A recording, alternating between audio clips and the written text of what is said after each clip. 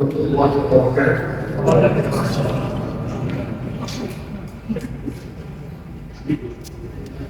الحمد لله نحمده ونستعينه ونستغفره ونعوذ بالله من شرور أنفسنا ومن سيئات أعمالنا من يهده الله فلا مضل له ومن يضلل فلا هادي له وأشهد أن لا إله إلا الله وحده لا شريك له وأشهد أن سيدنا ومولانا محمدا عبده ورسوله. أعوذ بالله من الشيطان الرجيم. بسم الله الرحمن الرحيم. اقرأ باسم ربك الذي خلق الإنسان من علق. اقرأ وربك الأكرم الذي علم بالقلم علم الإنسان ما لم يعلم. صدق الله العظيم وصدق رسوله النبي الكريم ونحن على ذلك من الشهيد. সম্মানিত আমাদের প্রিয় সিয়াম সাধক এবং মুসলিয়ান আমার এই চমৎকার এই মুবারক মজলিসে আমরা উপস্থিত হতে পেরেছি আল্লাহর রহমতের জন্য বলি আলহামদুলিল্লাহ। কুরআনুল কারীমের ইখতিতাম বা খতম হয়েছে তারাবির নামাজে। এটি রমজানুল মুবারকের অন্যতম গুরুত্বপূর্ণ একটা ইবাদত। এই নামাজ সম্পর্কে আল্লামা সানাউল্লাহ আলিকাত রহমতুল্লাহ আলাইহি বলেন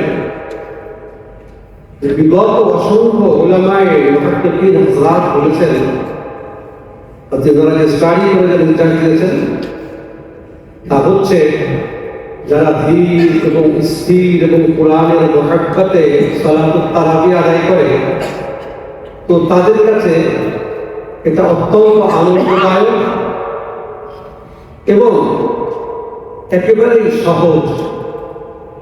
কারণ এই নামাজের নাম হচ্ছে as-সালাত বিল-ইসতিরাহ। এমন এক নামাজ আরম্ভ করার আগে একটু বোঝা লাগে, কিন্তু শেষ হয়ে যাওয়ার পর আল্লাহ সুবহানাহু ওয়া তাআলা সবাইকে ঈমানি উদ্দীপ্তর সঙ্গে সঙ্গে করেছেন। সুবহানাল্লাহ। ঈমানি জোশ তৈরি হয়। আমি আমার আল্লাহর একটা আহম ফরিয়াদ আদায় করতে পেরেছি। দ্বিতীয়ত, এরা যারা তাড়াহুড়ো করে তাদের উপরে এটা একটা বোঝা হয়েছে। এই জন্য আল্লাহ সুবহানাহু ওয়া তাআলা বিশেষ শুকরিয়া, এত লম্বা এক নামাজ দুনিয়ার तमाम বিষয় থেকে ফরাহাত হাসিল করে মুক্ত হয়ে আমরা যে আল্লাহর ঘরে বসে চমৎকার এই পরিবেশে আদায় করতে পেরেছি বলি আলহামদুলিল্লাহ। সেই সাথে আমরা কুরআনুল কারীম শুনতে পেরেছি। রমাদানুল মুবারকের কতগুলো গুরুত্বপূর্ণ বিষয় নিয়ে সামান্য একটু আলোচনা। রমাদানুল মুবারকের সফলতা কি? আপনারা জানেন রাসূলুল্লাহ সাল্লাল্লাহু আলাইহি ওয়াসাল্লাম সেই ব্যক্তিত্ব, সেই মহান ব্যক্তিত্ব, সেই আলোকিত ব্যক্তিত্ব, সেই নূর তিনি, যিনি কিনা তায়েফের ময়দানে অত্যন্ত কঠিন পরিস্থিতির মধ্যে যখন জিবরিল আমিন বলেছিল, ইয়া রাসূলুল্লাহ আপনি হুকুম দেন, আমি দুই পাহাড়ের মাঝখানে এই বেয়াদব জাতিকে নিষ্পেষিত করে দেব। তিনি বলেছিলেন তাহলে তো সম্ভাবনাটুকু শেষ হয়ে গেল। জিবরিল, এরা না হোক, এদের সন্তানেরা না হোক, এদের নাতি পুত্ররাও যদি কেউ দ্বীন গ্রহণ করে, ওই সম্ভাবনাটুকু বেঁচে থাক। কারণ আমি জালিম নই, আমি রাহমাতুল লিল আলামিন, আমি तमाम জগতের জন্য আল্লাহর রহমত হিসেবে এসেছি। তিনি মুহাম্মদ, সেই মুহাম্মদ রাসূলুল্লাহ সাল্লাল্লাহু আলাইহি ওয়াসাল্লাম যখন পবিত্র মাহে রমাদানে জুমার খুতবা দেওয়ার জন্য সিঁড়িতে আরোহণ করলেন, জিবরিল আমিন এসে বললেন, একটু আমিন করতে হবে যে কোন বিষয়ে? বলল, যারা আপনার নাম শোনার পরে সাল্লাল্লাহু আলাইহি ওয়াসাল্লাম বলে না, তারা আপনাকে মূল্যায়ন করে না, যারা বলে না তারা ধ্বংস। আল্লাহর নির্দেশ, আল্লাহ রাসূল বললেন আমিন। পরবর্তী যারা পিতা মাতাকে জীবিত পেল এবং তাদের খিদমত করলো না, তাদের আদর্শ গ্রহণ করলো না, তাদের সেবা শুশ্রূষা করলো না, তারাও ধ্বংস। কারণ আল্লাহর পরে এই দুনিয়াতে আমরা আমাদের অবস্থানটা জানি আমাদের পিতা মাতার মাধ্যমে। সেই পিতা মাতাকে যারা নাকি সেবা করলো না জীবিত অবস্থায় পেয়েও, তারাও ধ্বংস। আল্লাহ রাসূল সাল্লাল্লাহু আলাইহি ওয়াসাল্লাম স্বতঃস্ফূর্তভাবে বললেন আমিন। তৃতীয়ত যখন সিঁড়িতে পা রাখলেন এমন অবস্থায় বলে ইয়া রাসূলুল্লাহ আরো একবার আমিন বলতে হবে আপনাকে। আল্লাহ বলেছেন তিনি অসংখ্য জান্নাতের দুয়ারকে খুলে রাখেন, আসমানকে খুলে রাখেন, জান্নাতের ল্যান্ডস্কেপ করেন, ফেরেশতা রহমতের ফেরেশতাদেরকে বিভিন্ন জায়গায় মুভমেন্ট করান, আর আযাবের ফেরেশতাদেরকে একটা জায়গায় তিনি বসিয়ে রাখেন, শয়তানকে বন্দী করে রাখেন। যেই রমাদানে, সেই রমাদানের অসংখ্য সম্ভাবনা আর সুযোগকে যারা কাজে লাগালো না, অলস এবং গাফলাতে যারা পড়ে থাকলো এবং আল্লাহ সুবহানাহু ওয়া তাআলার শেষ আহ্বানে সাড়া দিয়ে যারা ক্ষমা পেল না, তারাও ধ্বংস হলো। আল্লাহ রাসূল বললেন আমিন। সম্মানিত হাজিরিন, আমরা বুঝতে পারছি যে রমাদানুল মুবারক যদি এসে আমাদের জীবন থেকে চলে যায় আর আমরা যদি এই রমাদানুল মুবারকে সফল করতে না পারি, তো আল্লাহ সুবহানাহু ওয়া তাআলার নির্দেশ, জিবরিল আমিনের বার্তা, মুহাম্মদুর রাসূলুল্লাহ আমিন বলা, এই তিনটে মিলে একটা গুরুত্বপূর্ণ স্ট্রং একটা বার্তা। সেই বার্তার নিচেই পড়ে গেলে আমাদের সফলতার কোনো চান্স নেই। কারণ চান্স নাই যারা অবচেতন মনে অলসতা এবং গাফলাতের শিকার হয়ে রমাদানুল মুবারককে পালন। এখন রমাদানুল মুবারকের সাকসেস বা সফলতা কতগুলো প্যারামিটার বা পরিমাত্রা সম্পর্কে আমি সামান্য আলোচনা করব। রমাদানুল মুবারক যখন আল্লাহ এটাকে আমাদের সামনে নবহেলালের মাধ্যমে এনে দেন, তখন আমরা বুঝতে পারি যে একটা পরিবেশ তৈরি হচ্ছে। আমাদের পরিবারের পরিবেশ তৈরি হয়, অফিসের পরিবেশ তৈরি হয়, নিজের ভেতরে পরিবেশ তৈরি হয়, মাসাজিদে জামিয়াগুলিতে পরিবেশ তৈরি হয়, এভাবে মাদারিসে দ্বীনিয়াগুলিতে পরিবেশ তৈরি হয়, মাকাতিবে ফুরকানিয়াগুলিতেও পরিবেশ তৈরি হয়, চারিদিকে একটা পরিবেশ তৈরি হয়। এই পরিবেশ রব্বুল আলামিন সৃষ্টি করে দেন। আর যেটা হয় সেটা হচ্ছে শয়তানকে বন্দী করে দেয়। ফলে পরিবেশটা অবাধ হয়ে ওঠে, ইবাদতের অবাধ পরিবেশ, বাধা থাকে না। সম্মানিত হাজিরিন, আমরা কিভাবে বুঝবো যে রমাদান আমাদের জীবনে সফল? রমাদানে আমাদের জীবন সফলতার অন্যতম চিন্তা বা বিষয় যেটা হতে পারে সেটা হচ্ছে আমরা কতটা কোরআনের সাথে সম্পৃক্ত হতে পেরেছি। কোরআনে আল্লাহ বলে দিয়েছেন শাহরু রমাদান الذي أنزل فيه القرآن هدى للناس وبينات من الهدى والفرقان। আল্লাহ বলছে এই মাসে আমি কোরআন নাযিল করেছি, এটা মানুষের জন্য, এবং এই কোরআনুল কারীম ব্লেন্ড করে তোমাদের ভেতরে যেন একটা কোরআনীয় ফুরকানীয় বিবেক তৈরি হয়। ফুরকানীয় বিবেক মানে কি? যে আমাদের হৃদয় ভালো মন্দ, অন্ধকার আলো, দিন দুনিয়া এগুলোর পার্থক্য করতে শেখে। আমাদের হৃদয়, আমাদের বিবেকটা এটা যেন করতে শেখে, তাহলে একটা ফুরকানীয় বিবেক আমরা পাবো। আর এই জিনিসটা তখন আমরা টের পাবো, যেমন মনে করেন এক জগ ঠান্ডা পানিতে যদি 1 টেবিল চামচ চিনি দেওয়া হয় তাহলে সেটা শরবতে রূপান্তরিত হয়। ঠিক তেমনি ভাবে মানুষ যদি তার জীবনের প্রথম প্রহারটা শুরু করে ফাজার কিন্তু কোরআনুল কারীম দিয়ে, রব্বুল আলামিন তার সারাটা দিনকে পবিত্র করে। সুবহানাল্লাহ। আর কেউ যদি কোরআনুল কারীমের বোধকে তারতিলের সাথে, তিলাওয়াতের সাথে, তাফসীরের সাথে, তাশরীহের সাথে নিজের জীবনে গ্রহণ করে নেয়, তো আল্লাহ সুবহানাহু ওয়া তাআলা তার সারা দিন না, বরং তার সারাটা জীবনকে তিনি পবিত্র করে দেন। কোরআনের একটা জীবন অনেক গুরুত্বপূর্ণ। চিন্তা করেন তো যে রব্বুল আলামিন আমাদের জন্য কোরআন নাযিল করলেন আর আমরা কোরআন ছাড়া কবরে চলে গেলাম। রব্বুল আলামিন যদি বলে একটা কোরআন দিয়ে পাঠিয়েছিলাম, কোরআন কি কই? কোরআন কি কই? তোমার সাথে কোরআন নেই। কোরআনুল কারীম তো সত্যিকার অর্থে আলমারিতে থাকে, বিভিন্ন ইলেকট্রনিক্স ডিভাইসের মধ্যে থাকে, কিন্তু প্রত্যেকের একটা পার্সোনাল কোরআন আছে। প্রত্যেকের একটা পার্সোনাল কোরআন আছে। পার্সোনাল কোরআন থাকে, পার্সোনাল কোরআন যেটা আমি বারবার তেলাওয়াত করি, এর যতটুকু আমি খুশি, এবং এটা আমার জন্য আওড়ানো, আমার জন্য তেলাওয়াত করা, আমার জন্য তেলাওয়াত করা, যেটা নাকি তেলাওয়াত করতে করতে নিজের পার্সোনাল কোরআন ওজিফার মতো হয়ে যায়, ওটা আমাদের পার্সোনাল। তো এই পার্সোনাল কোরআনটা যদি আমাদের সাথে না যায়, তাহলে কবর হাসর কিয়ামত আমাদের জন্য কঠিন। আমি মনে করি যে আমাদের প্রতিদিন আমরা কিছু আপডেট হওয়ার জন্য একটু পত্রিকা পড়ি, নিউজ দেখি, এটা করি সেটা করি। রব্বুল আলামিনের কাছে সেই হচ্ছে আপডেট বান্দা, আপগ্রেড বান্দা, সেই হচ্ছে সফল বান্দা, সেই হচ্ছে আধুনিক বান্দা, সেই হচ্ছে আলোকিত বান্দা, যে নাকি দুনিয়া থেকে যাওয়ার সময় সাথে করে কোরআনের আমাল নিয়ে যেতে পারে। খুবই গুরুত্বপূর্ণ একটা বিষয়।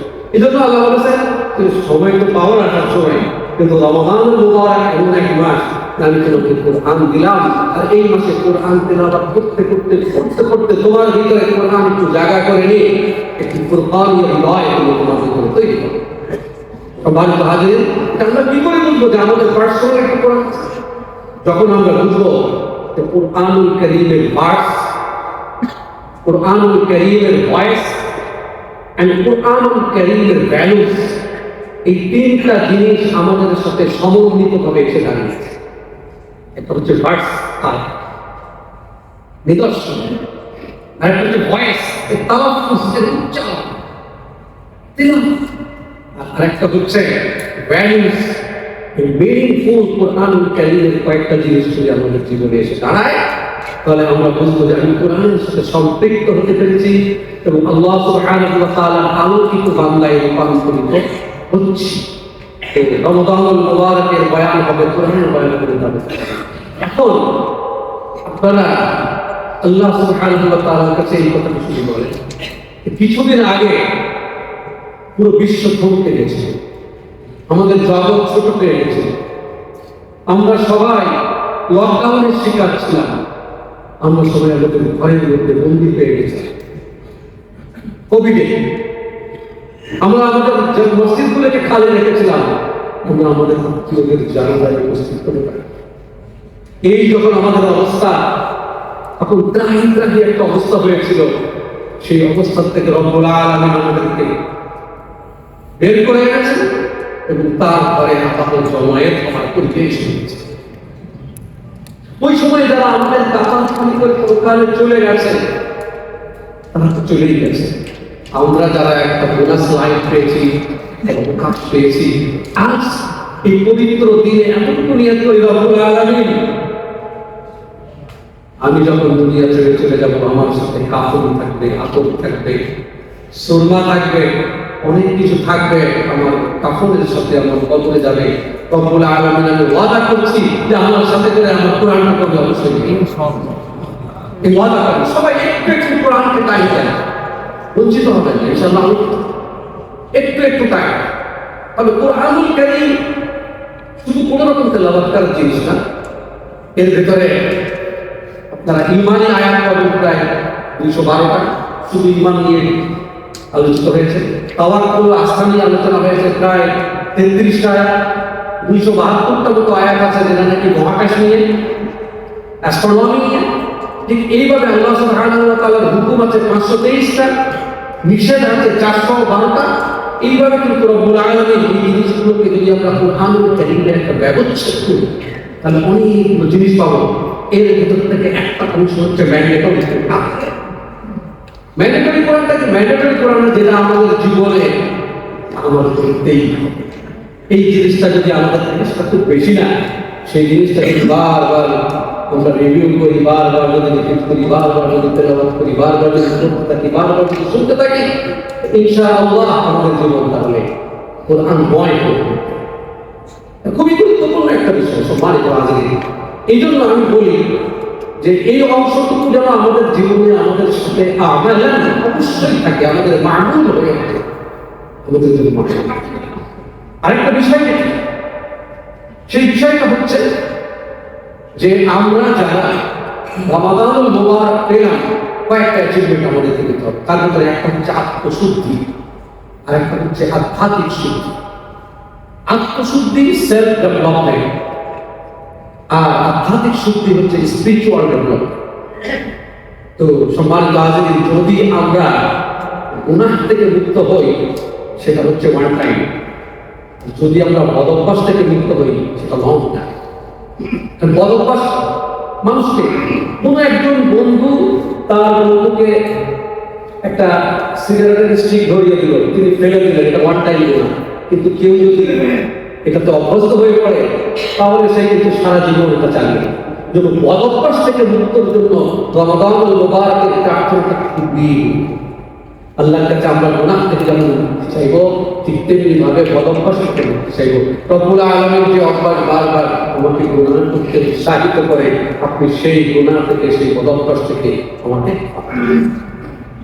এটা হচ্ছে দ্বিতীয় প্যারামিটার আমাদের রমাদানুল মুবারকের সাকসেস। তৃতীয় যেটা, সেটা হচ্ছে যে আমরা যেন মাগফিরাত লাভ করি। মাগফিরাত কি? এটাও তিনটা জিনিস থেকে মুক্তি। প্রথমত আমরা এই দুনিয়াতে গুনাহ থেকে মুক্তি পাবো, বদভ্যাস থেকে মুক্তি পাবো, আর সর্বশেষ যেটা, আল্লাহ সুবহানাহু ওয়া তাআলার কঠিন আযাব থেকে যেন আমরা মুক্তি পাই। এটা পারলো দুটো দুনিয়াতে, আরেকটা দুটো দুনিয়াতে, আরেকটা আখিরাতে। মাগফিরাতের তিনটা মিনিট মনে রাখতে হবে। পরবর্তী যে জিনিসটা, সেটা হচ্ছে রমাদানুল মুবারকের একটা বড় অ্যাচিভমেন্টের নাম হচ্ছে লাইলাতুল কদর। লাইলাতুল কদর পেয়ে যাওয়া, এটা আমরা গত জুমাতে আলোচনা করেছি। তাহলে আল্লাহ সুবহানাহু ওয়া তাআলা আমাদের লাইফকে, আমাদের আমালকে এক্সটেন্ড। এরপরে যে বিষয়টা, সেটা হচ্ছে অবশেষে ক্ষমা পেয়ে তাকবীর বলতে বলতে আল্লাহ সুবহানাহু ওয়া তাআলার প্রিয় বান্দায় পরিণত হওয়া। সেটা হচ্ছে রমাদানুল মুবারকের আখিরি আমল। রমাদানুল মুবারকের আখিরি আমলটা কি? সেটা হচ্ছে আখিরি একটা প্রার্থনা, আখিরি একটা দোয়া, আখিরি চোখের অশ্রু যেন আমাদের থাকে, যেটা করতে করতে রমাদান শেষ হবে, আরম্ভ হবে শাওয়াল, এবং শাওয়াল যখন আরম্ভ হবে আমাদের জবান থেকে আল্লাহর বরত্ব, মহত্ব শুরু হবে। আল্লাহু আকবার, আল্লাহু আকবার, লা ইলাহা ইল্লাল্লাহ, আল্লাহু আকবার, আল্লাহু আকবার, ওয়া লিল্লাহিল হামদ। সম্মানিত হাজিরিন, আল্লাহর বান্দাদের থেকে যখন এই আওয়াজ শুরু হয়, আল্লাহর বান্দাদের থেকে যখন আওয়াজ শুরু হয়, আল্লাহর রহমতের ফেরেশতারা আসমানে থাকতে পারে না, তারা বলতেই শুরু করে এবং তারা এই দুনিয়াতে নেমে আসে। আল্লাহ সুবহানাহু ওয়া তাআলা বলেন কি দেখে, মান আজিবু ওয়া ফাআল। তাদেরকে কি করতে হবে? তারা বলে যে ইয়া আল্লাহ, আপনি তাদেরকে তাদের আপনার শান ও মান অনুযায়ী তাদেরকে আপনি পারিশ্রমিক দিয়ে দেন, মজুরি দিয়ে দেন। আল্লাহ সুবহানাহু ওয়া তাআলা বলেন ওয়া রুবি, যে তোমরা আমার সমুন্নত অবস্থার আসলকে শুনে রাখো, যে তাদেরকে বাড়ি ফিরে যেতে বলো, তাকবীর করতে করতে তাদেরকে পুরস্কার দিয়ে দিয়েছে, তাদেরকে মাগফিরাত দিয়ে দিয়েছে। তারা বাড়ি ফিরে যায়, তারা বাড়ি ফিরে যায়। আল্লাহ নিজেই বলেন, এখন তারা একটা মাস পার করেছে, কষ্ট করেছে, ঈদগাহে তারা তাকবীর করেছে, এখন তারা বাড়ি ফিরে যায়।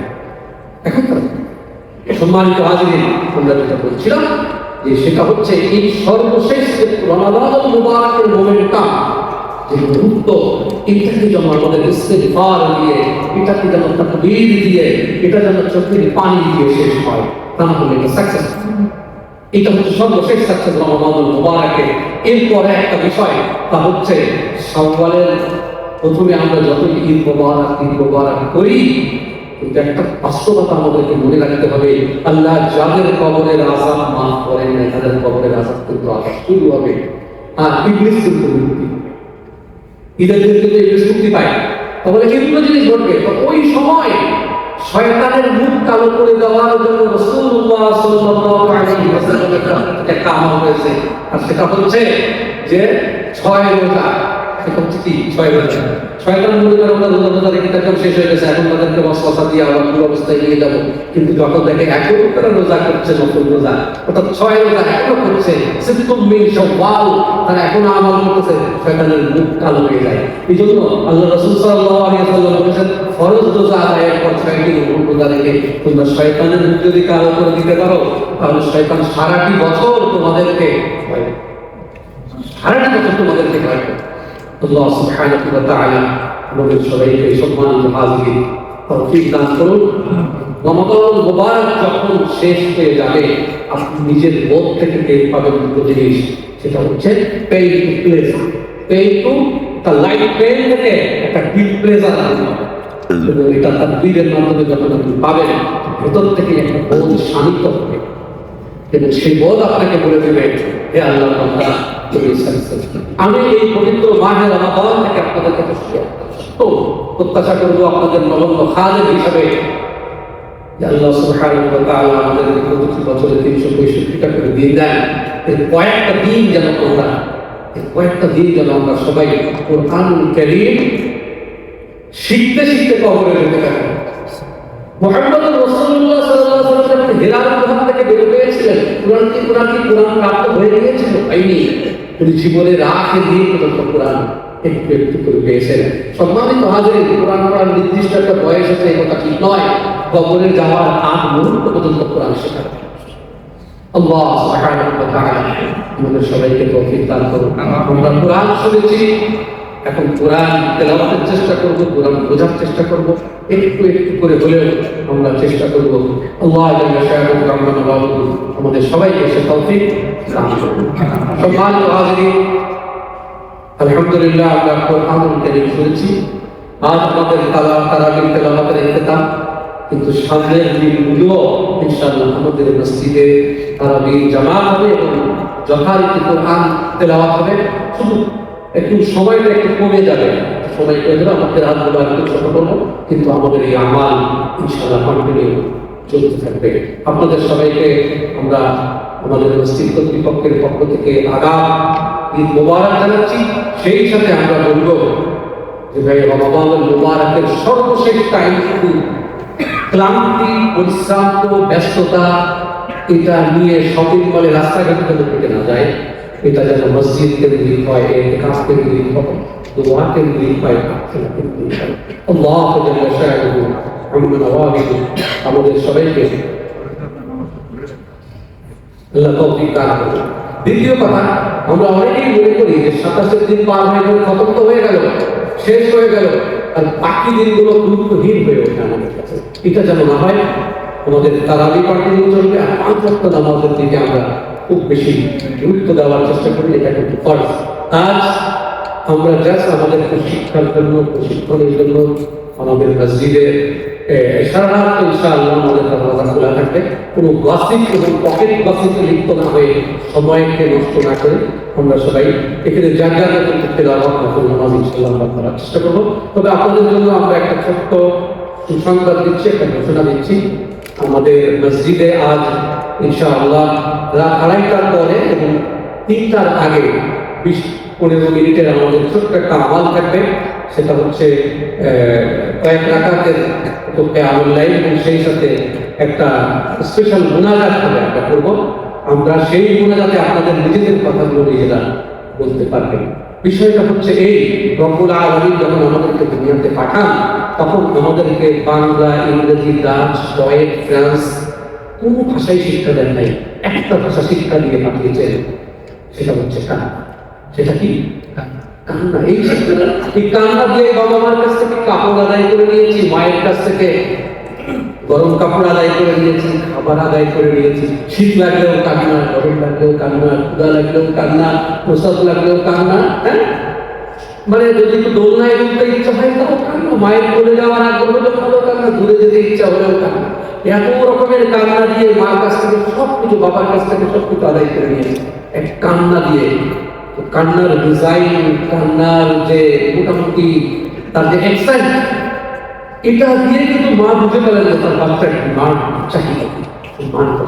মা যদি বাচ্চার কান্নার এক্সাইট দেখে বুঝে নেয় আমার বাচ্চার কি প্রয়োজন, সৃষ্টিকর্তা রব্বুল আলামিন আমাদের কান্নার আমাদের দিকে বুঝবে না যে আমাদের কি প্রয়োজন।